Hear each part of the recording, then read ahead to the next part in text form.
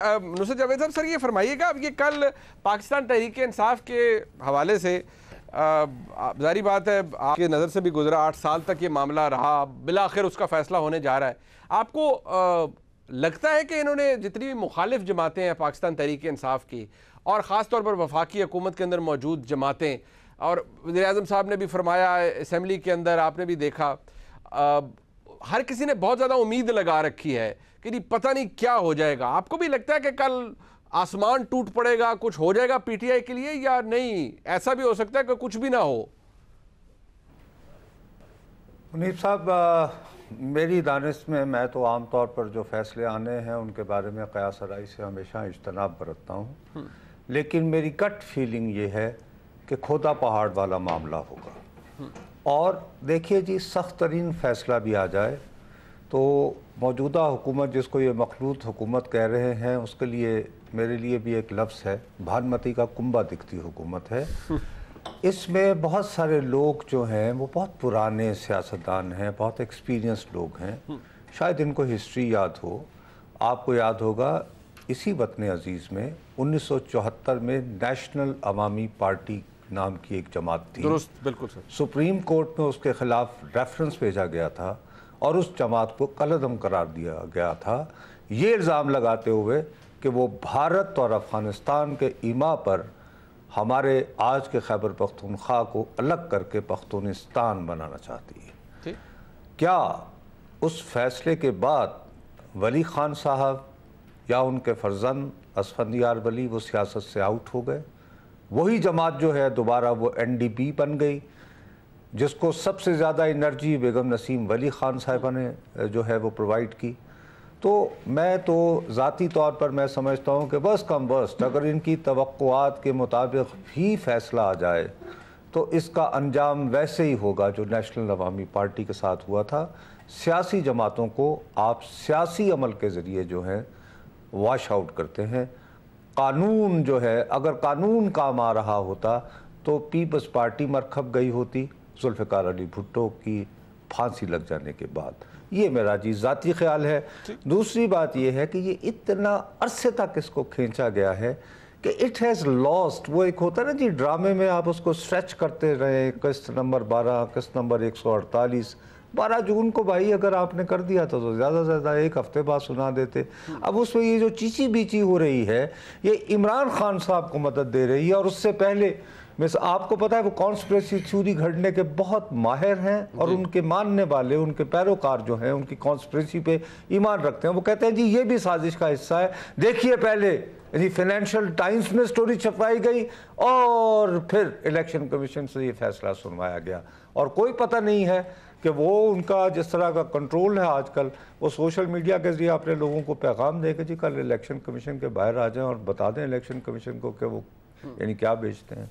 सो मैं इस मामले में यानी frankly speaking I don't expect much. अच्छा, इमरान खान साहब ने, इरशाद भट्टी साहब बहुत शुक्रिया आपने ज्वाइन कर लिया। इमरान खान साहब ने एक एहतजाज की कॉल भी दे रखी है जुमेरात को, अब फैसला कल आ रहा है, और जिस तरह अभी नुसरत जावेद साहब ने कहा, मैं उनकी गट के मैं बहसीयत एक कानून के तालिब इल्म के, मुझे लगता है कि शायद वो जो इतनी ज़्यादा उम्मीदें लगाई गई हैं वो भी शायद कुछ नहीं होगा। अगर मामला ममनुआ फंडिंग का है तो ज़्यादा से ज़्यादा कॉन्फिस्केशन ऑफ फंड्स है जो कि हो सकता है, अगर कोई मुतनाज़ा फ़ंड है तो।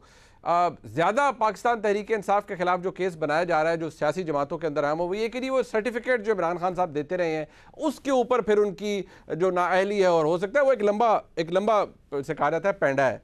आपकी मैं यही कहूँगा, ज़ाहिर बात है हम प्रेडिक्ट कोई भी कुछ नहीं कर सकता, गट फीलिंग क्या है कि बहुत ज़्यादा ही उम्मीदें लगा ली गई हैं, हाथ कुछ नहीं आएगा? देखिए, पहली बात तो ये है कि जिस तरह नुसरत जावेद साहब ने कहा कि ये सारों को पता है कि नवंबर 2014 से ये केस शुरू हुआ है, आज है 2022 अगस्त, मतलब कोई 8 साल होने को आए हैं जी। 180 से ज़ायद समातें और उसके बाद अभी तक बड़ा लंबा है कि केस की तफसीलात खुफिया रखने की 12 दरखास्तें तहरीक इंसाफ की, 9 दफ़ा वकील बदले, और क्या लंबा है किस, इसको छोड़िए। 2 चीज़ें हैं। पहली बात तो ये है कि प्लीज़ اس پہ یہ کسی ایڈونچر پہ نہ جائیں کہ تحریک انصاف کو کر دیں، آپ بین کر دیں، عمران خان کو بین کر دیں، یہ اس پہ نہ جائیں. اگر کچھ ثابت ہوا تو سزا دیں. ایک تو پہلے کبھی کوئی ایسا کسی پارٹی کا کوئی ساروں کا سارے اس حمام میں ننگے ہیں، تو کوئی اس طرح بہت ساری چیز قانون جو اب تشریح ہونے جا رہی ہے، اب بننے جا رہے ہیں، اب چیزیں سیدھی ہونے جا رہی ہیں. تو یہ ملک پہلے ہی بحرانوں میں ہے. یہ دانتوں سے وہ کہتے نہیں ہوتے کہ دانتوں میں پسینہ آ جانا، اگر انہوں نے کوئی ایسا کوئی ایڈونچر کیا تو یہ سنبھال نہیں پائیں گے.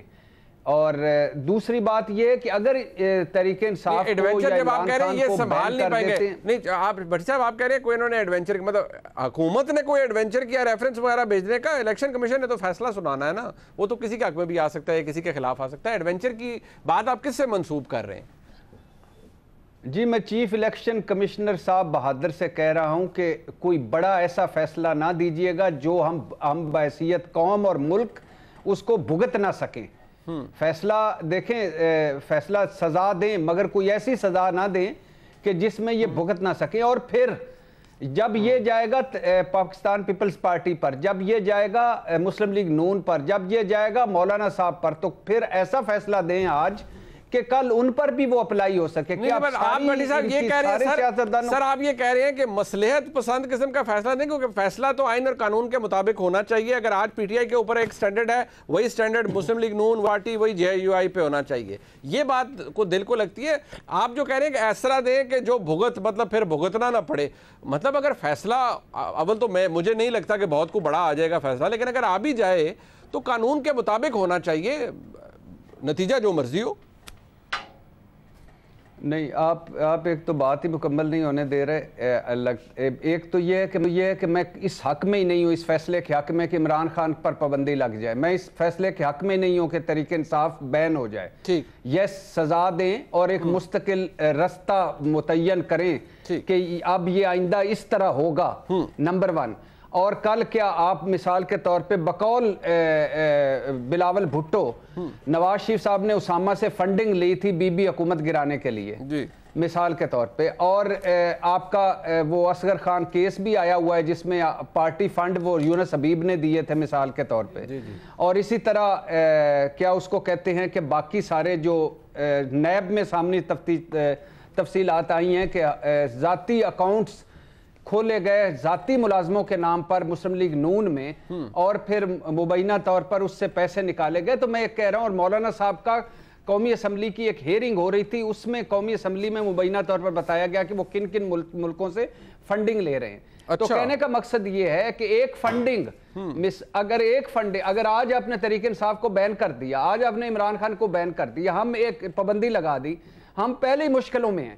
اس کے بعد کیا بلاول صاحب پہ پابندی لگائیں گے، زرداری صاحب پہ لگائیں گے، شہباز شریف صاحب پہ لگائیں گے، اور مولانا صاحب پہ لگائیں گے. قانون کے مطابق تو سب پر لگنی چاہیے بھٹی صاحب، قانون کے مطابق تو سب پر لگنی چاہیے. اگر قانون کی خلاف ورزی کی گئی ہے تو بھائی جان قانون کی سزا کوئی قتل، دیکھیں نا آپ ایک پارٹی کو بین کر دیتے ہیں، ایک سب سے ایک پاپولر جو سیاستدان ہے بغیر جواز کے، سر بغیر جواز کے تو کوئی نہیں کر سکے گا نا، بغیر کسی دلیل کے، بغیر کسی ثبوت کے ایسے ہوا میں تو کوئی فیصلہ نہیں دے دے گا. اگر کسی نے ایسا فیصلہ دیا جو کہ آپ فرما رہے ہیں تو اس کے نیچے کوئی ریزننگ بھی لکھی ہوگی نا، ادروائز تو سپریم کورٹ اڑا کے باہر پھینکے گی اس کو.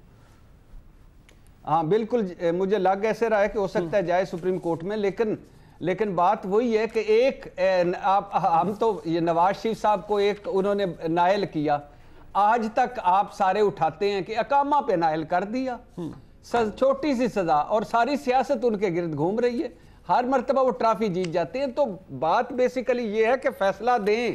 میری رائے ہے، میں اس فیصلے کے حق میں نہیں ہوں جس پہ پارٹی بین ہو جائے، عمران خان پر پابندی. بالکل ٹھیک ہے، چلیں ٹھیک ہے، آپ کا پوائنٹ آ گیا. آپ کہتے ہیں ایسا فیصلہ نہیں ہونا چاہیے، آپ کہتے ہیں سیاسی جماعتیں ایسے بین نہیں ہونے چاہیے، شہباز شریف پر پابندی لگ جائے. آپ ایسے فیصلوں کے خلاف ہیں، آپ ایسے فیصلوں کے خلاف ہیں. اچھا چوائس ٹھیک ہے، آپ ایسے فیصلوں کے حق میں نہیں ہے. چوائس صاحب آپ کو لگتا ہے، یہ بھی ویسے بھٹی صاحب نے کہا کہ معیار ایک سا ہونا چاہیے، چلیں وہ بات بھی سمجھ آتی ہے، لیکن وہ کہتے ہیں سیاسی جماعتیں، سیاسی لیڈرز ان کی پاپولیرٹی، ان کی جو فالوئنگ ہوتی ہے اس کو ذہن میں رکھنا چاہیے. ایسے فیصلے نہیں دینی چاہیے جن سے کسی بھی جماعت کے سربراہ یا پارٹی کے اوپر پابندی لگ سکے. آپ لوگوں نے تو بہت سی امیدیں لگا لی ہیں فیصلے سے، لیکن لوگ یہ کہتے ہیں کہ ایسا فیصلہ نہیں آئے گا جیسی امید آپ کو ہے. منیر صاحب، بڑی صاحب میرے بہت اچھے دوست ہیں اور ابھی حج کر کے آئے ہیں، وہ بھی مبارکباد ہمیں نے پیش کرتے ہیں. باقی یہ جو منطق آج انہوں نے دی ہے، یہ پہلی دفعہ میں ان سے سن رہا ہوں کہ ہمیشہ بڑی یہ نپی تلی اور بڑی حقائق پہ اور ٹھوس آپ یہ کہیں فیکٹس پہ بات کرتے ہیں. کبھی فیصلے کے لیے بھی یہ اپیل کی جاتی ہے کہ مصلحت کی بنیاد پہ دیا جائے، یعنی باہر آپ کے الیکشن کمیشن کے باہر لوگ اکٹھے ہو سکتے ہیں، ہلا گلا ہو سکتا ہے، ملک میں ہنگامہ ہو سکتا ہے، لوگ باہر نکل سکتے ہیں، اس بنیاد پہ آپ ایسا فیصلہ دیں جو ہم بھگت سکیں، یعنی کوئی ریلی نہ ہو، کوئی جلسہ جلوس نہ ہو. انڈائریکٹ اس کا مطلب یہ ہے. میں مختصر سے کر دیتا ہوں کہ ہماری اپیل یہ ہے کہ الیکشن کمیشن آف پاکستان آئین اور قانون اور جو الیکشن رولز ہیں ان کے تحت فیصلہ دے. فیصلہ اگر انصاف پہ مبنی ہوگا، پوری قوم اسے سپورٹ بھی کرے گی اور بھگت بھی لیں گے. کوئی ایسا آپ یہ کہیں کہ قیامت نہیں گزرے گی، خدا نہ خواستہ.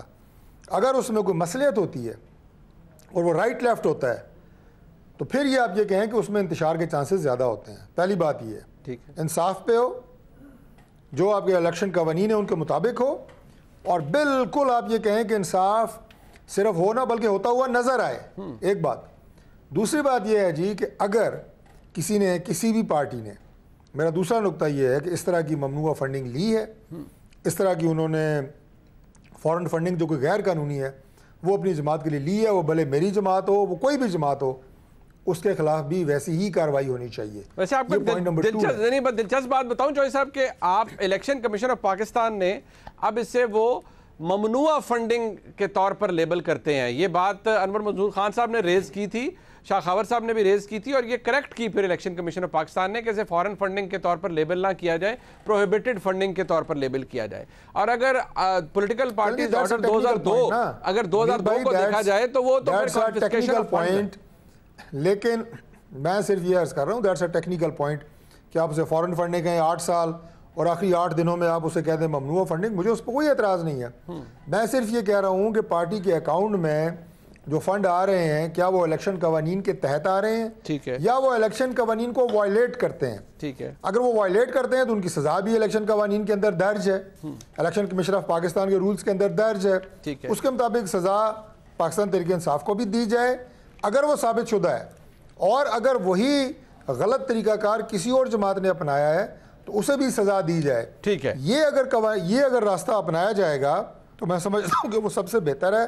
اور باقی معذرت سے موجودہ دور میں، اس سے پچھلے دور میں جب بھی فیصلے مصلحت کے تحت دیے گئے ہیں، یہ دیکھ کے دیے گئے ہیں کہ اس میں مدعی کون ہے اور ملزم کون ہے، اور اس فیصلے کے نتیجے میں حالات کو ہم فیصلے کے ذریعے کنٹرول کرنے کی کوشش کریں، بھلے آئین کچھ اور کہہ رہا ہے، قانون کچھ اور کہہ رہا ہے، اس سے ہمیشہ عدالتوں کا جو آپ یہ کہیں تقدس بھی مجروح ہوا ہے. پاکستان کے ادارے کمزور ہوئے ہیں، ملک جو ہے اس میں انتشار اور انارکی پھیلی ہے، جو ابھی بھی یہی حالات ملک میں چل رہے ہیں.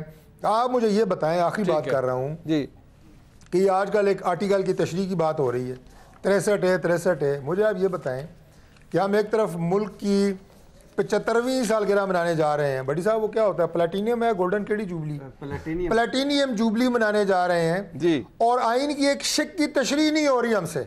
یہ تو ہمارا حال ہے. اللہ تعالیٰ رحم کرے، میں تو یہی دعا کر سکتا ہوں.